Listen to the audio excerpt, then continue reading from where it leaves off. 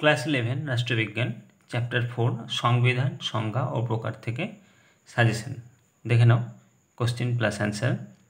সুপরিবর্তনীয় সংবিধানে কে সার্বভৌম ক্ষমতার অধিকারী? আইনসভা। সুইজারল্যান্ডের সংবিধান কিরূপ সংবিধানের উদাহরণ? লিখিত। মার্কিন যুক্তরাষ্ট্রের সংবিধান কিরূপ সংবিধান? দুষ্পরিবর্তনীয়। সংবিধান শব্দটি এসেছে লাতিন শব্দ থেকে।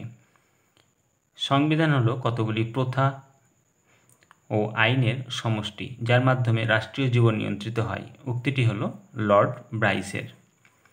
বিশ্বের প্রাচীনতম লিখিত সংবিধান হলো মার্কিন যুক্তরাষ্ট্রের সংবিধান। যে দেশে সাধারণত আইন পাশের মাধ্যমে সংবিধান পরিবর্তন করা হয় তার নাম হলো গ্রেট ব্রিটেন। কোন সংবিধানকে যুক্তরাষ্ট্রের পক্ষে উপযুক্ত বলে মনে করা হয়? দুষ্পরিবর্তনীয় সংবিধানকে।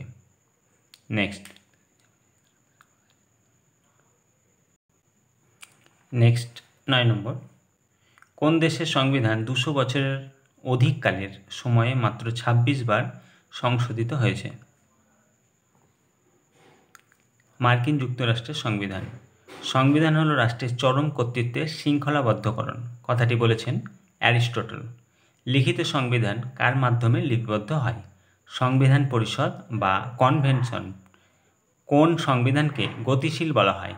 সুপরিবর্তনীয় সংবিধানকে। সংবিধান হলো সেই সব নিয়মনীতির সমষ্টি যার সাহায্যে সরকারের ক্ষমতা, শাসিতের অধিকার এবং শাসক ও শাসিতের সম্পর্ক নির্ধারিত হয়, বলেছেন C.F. স্ট্রং। সংবিধানকে শাসন ব্যবস্থার সঙ্গে সম্পর্কিত বলে অভিহিত করেছেন ডাইসি। সংকীর্ণ অর্থে সাংবিধানিক আইন হলো বিধিবদ্ধ সাংবিধানিক আইন। ক্ষুদ্রতম সংবিধান দেখা যায় মার্কিন যুক্তরাষ্ট্র। ব্রিটেনের মহাসনদ রচিত হয় 1215 খ্রিস্টাব্দে। নেক্সট। সহজে পরিবর্তন করা যায় না এমন সংবিধানকে বলে অনমনীয়। জরুরি অবস্থায় সবচেয়ে কার্যকরী সংবিধান হলো সুপরিবর্তনীয় সংবিধান। আমরা একটা সংবিধানের অধীনস্থ, কিন্তু সংবিধানটি হলো বিচারকেরা যা বলেন তাই। মার্কিন সংবিধান সম্পর্কে একথা বলেছেন বিচারপতি হিউজ। মার্ক্সীয় দৃষ্টিভঙ্গির পরিপ্রেক্ষিতে ইমরে কোভারস সংবিধানকে ভাগ করেছেন দুটি ভাগে। ভারতের সংবিধান হলো অংশত সুপরিবর্তনীয়, অংশত দুষ্পরিবর্তনীয়। নমনীয় ও অনমনীয় সংবিধানের মাঝামাঝি হলো ভারতের সংবিধান। কোনো দেশের সংবিধান ব্রিটেনের মতো সুপরিবর্তনীয় যেন না হয়, আবার মার্কিন যুক্তরাষ্ট্রের মতো দুষ্পরিবর্তনীয় যেন না হয়, একথা বলেছেন ল্যাস্কি।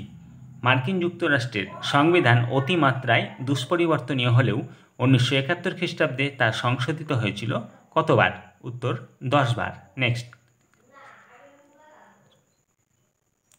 নেক্সট 26 নম্বর। সংবিধানকে কী ধরনের আইনের মর্যাদা দেওয়া হয়? দেশের সর্বোচ্চ ও মৌলিক আইন। সংবিধানকে বুর্জোয়া জমিদারদের সংবিধান বলে অভিহিত করেছেন D.N. সেন। মডার্ন কনস্টিটিউশন বইটির রচয়িতা হলেন K.C. হোয়ার। কোনো সংবিধানের প্রকৃত স্বরূপ জানতে হলে তার ড্যাশ বিচার বিশ্লেষণ একান্ত প্রয়োজন। সামগ্রিক।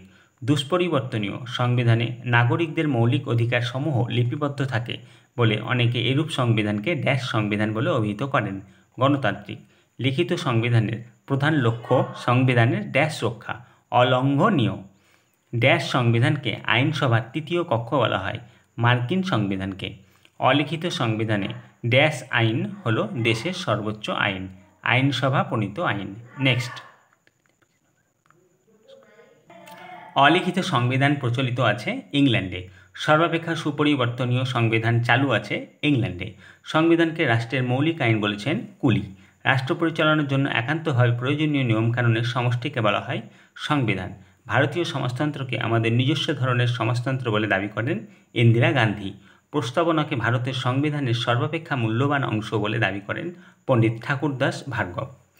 স্তম্ভমেলক। সুইজারল্যান্ড, এটা হবে মৌলিক সংবিধান।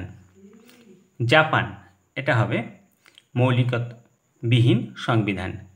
গণসাধারণতন্ত্রী চীন, এটা হবে নীতি সংবদ্ধ সংবিধান। মার্কিন যুক্তরাষ্ট্র, এটা হবে